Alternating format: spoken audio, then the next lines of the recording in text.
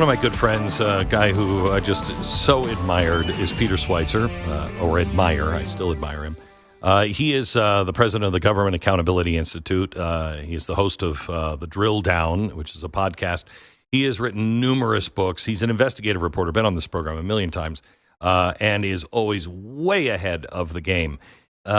He's brought to my attention some land exchanges that are going on with China here in our own country, exchanges for dollars, and they are still buying up more land, and nobody's doing anything about it. And then there's a story today about the 600,000 Chinese students that Donald Trump is letting come in. Now, there's got to be more of this story on why he's allowing that. But, I mean, these are people that, if I'm not mistaken, and this is my first question, Peter, aren't these students, you have to be close to the CCP to be able to travel to the United States, don't you? You have to be well connected with the Communist Party. Yeah, that's right, Glenn. I mean, look, the reason I think that Trump is allowing this to happen is because this is a top priority for Xi, and they're trying to negotiate a whole bunch of things. But I still think it is a mistake, and here's why. There's 600,000 Chinese students that come to the United States. American students going to China is a trickle. So this is not about an exchange of ideas. You know, it's not like junior year abroad in Italy where you learn more about Italian culture and you remember it the rest of your life. It's not that at all. The students that come to the United States are screened for their political views. Their families are screened for their political views. Their costs are borne by the Chinese government. So when they are here, they are functionaries of the Chinese government. And if they fail to fall in line or do what they're asked, damage can come to their family, damage can come to them. And the entire premise behind the student exchanges going back to the 1980s is that this would make the Chinese elite more like us, right? They get to know us, they become friendly, they become more Americanized. The vast majority of the hardline aides around President Xi were educated in the United States, primarily at places like Harvard. So it's not working. The Chinese leadership is actually more hardline now than it was under Hu Jintao or under Deng Xiaoping, and they're more Western educated. So it's not doing what they claimed it was going to do. So why is he doing this? I think Trump's doing it because he is trying to secure, a series of trade deals with the Chinese. He's trying to deal with them on the Ukraine-Russia war to pressure Russia. He's got a whole bunch of things on his agenda. This is a priority for Xi. I would say one of his. I understand that, but why would it be a priority for Xi? I mean, he gets 600,000 spies here in the United States. Yes. That's correct. And so here's what we know. We know that Chinese students coming to the United States have engaged in espionage. And by the way, they're not coming here to study comparative literature or sociology. They're vast majority, over 90%, are in the hard sciences. So it is stealing our secrets. We also know, by the way, that the fentanyl trade in the United States, as we've talked about before, the Chinese are intimately involved in that. A key component of the money laundering is Chinese students in the United States who are taking suitcases full of cash to Chinese state-owned banks. This is well documented. So there is a component to it there. There's also a political component to it. Chinese students in the United States have done everything from shout down speakers on college campuses that are critical of China.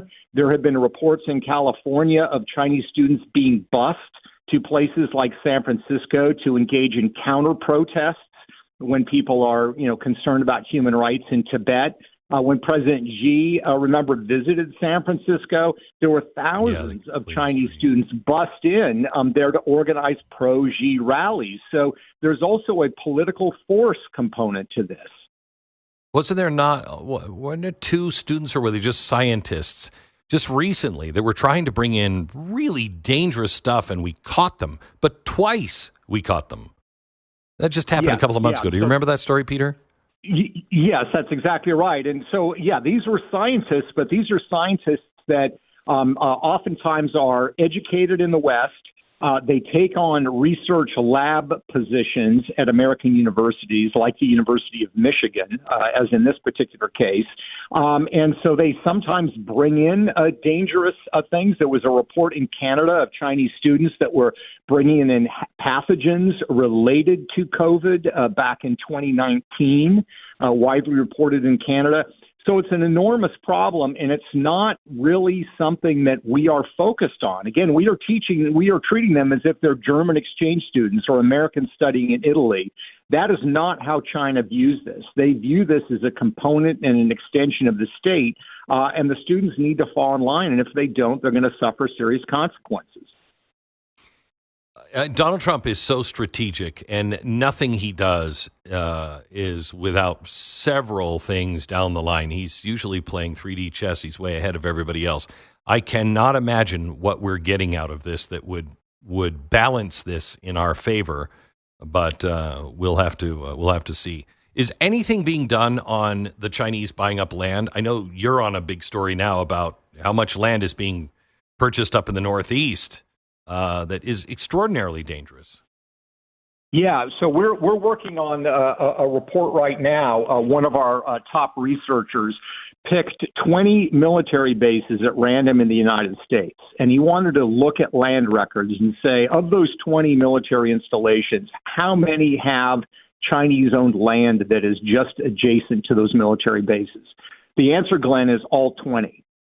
This is a massive problem. It's, land purchases are not regulated at the national level in the United States. They not necessarily should be. It's done at the state level. And certain states like Florida and others have worked hard to pass legislation in this area. The problem is you have states like California where there was legislation passed in the state Senate, the state assembly, on a bipartisan basis that said foreign hostile governments, it didn't even say individuals, just foreign hostile governments cannot buy land in California. Gavin Newsom actually vetoed that bill. So the problem is, it was that narrowly written, bipartisan support. Gavin Newsom vetoed that bill. And I think part of the reason, frankly, is, he's involved in the wine business. He has land, vineyards in the wine area, and Chinese state companies have been buying up vineyards in Napa Valley. So it probably would have affected the valuations of his property. That's, I think, one of the motivations. And as we've talked about before, he has a, let's say, long history of association with people involved in the United Front groups and, frankly, people involved with Chinese organized crime. So the land issue is not going anywhere. It's a major problem. Peter, if I'm just looking at this on the surface, I immediately think back to what Ukraine did to Russia with the drones, where they were in these trucks, they were right outside the military base, and they destroyed things that we in our wildest dreams couldn't have destroyed just a few years ago, and it was because of drones, and it was a whole new line of attack. Everybody knows that China is the leader in drone technology. I mean, they are just way ahead of everybody. If you have a drone and it's not, what is it, DJI, it's not the best. It's all coming from China. If you have property all around the United States, all adjacent to our military bases, that is a direct threat to our national security. I mean, you could have a barn full of those drones or a truck full of those drones, and you could take everything out on those military bases quickly, and America wouldn't have any time to respond. Is it deeper than that on concerns? No.